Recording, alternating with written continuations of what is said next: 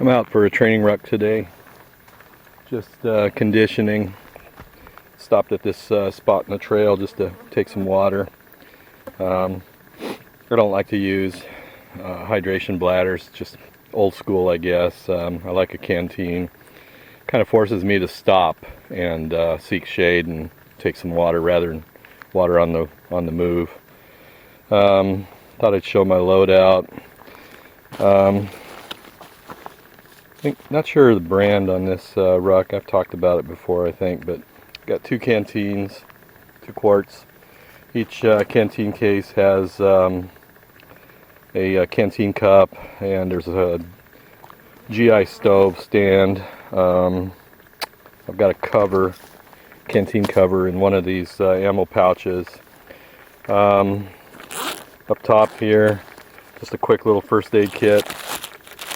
Toilet paper for the obvious reason. Some antibiotic ointment.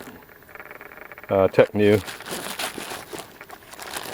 Ace bandage in case you twist an ankle or something like that. Like I said, a little first aid kit just for cuts and scrapes. Bleed compress right here. There's a compass over here, flashed on. Bead counter, ranger beads. What else? Level 2 trauma kit, Israeli bandage, some other stuff. Sniper veil. I don't know why. Just in case I wanted to camo up. Who knows? Just a pouch with some odds and ends. Tracking forms, notebook, pens, markers.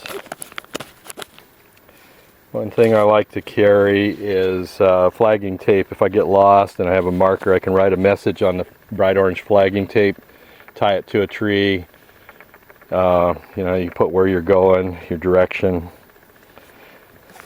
Signal mirror, navy, double glass, really nice, high quality. Lumber crayon, same thing. You can write a message on a rock if you had to.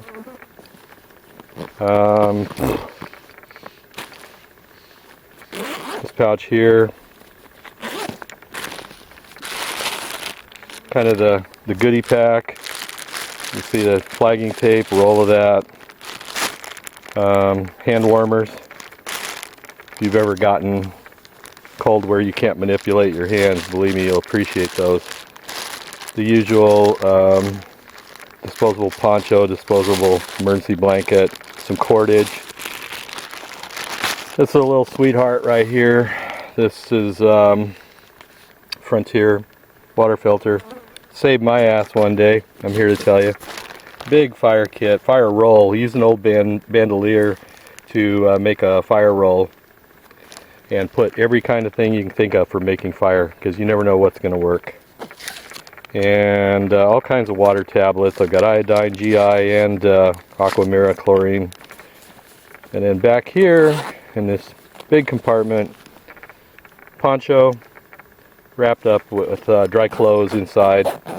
So just everything you need.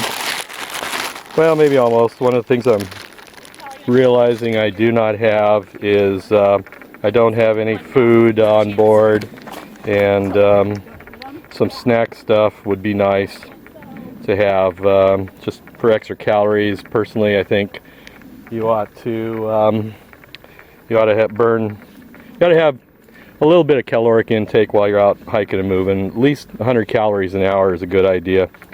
You start getting lightheaded and confused. Hydration, of course, is really critical. There's probably other things in here. I'm not going to go into super detail. You get the idea. But this whole rig goes about 20 pounds. And like I said, I'm just mostly out for conditioning. I'm just going to go out and back. A couple of young ladies just ran by, hydration bladders. They look like they're training for events or fitness, who knows. Yeah, so anyway, that's it in a quick nutshell. And like I've said before, if you're going out and you're not taking anything with you, well, I'm not going to call you an idiot, but you know, I think it's foolish. Take a few items. You know, the Boy Scouts, for instance, they got this knocked. They figured out a long time ago that they figured out their 10-piece kit that will get a kid through a night or two if he's lost. And I've said it before, if you do your due diligence, tell your family where you're going, stick to that trail, don't deviate from it. If you get lost or injured, we got some really great search and rescue in this country. There's little doubt in my mind, if you do your due diligence, they will find you in 48 hours or less. That's all you got to do, is weather that 48 hours. Okay, so you're up to speed, just sharing a few thoughts with you, and we'll talk to you later. Bye-bye.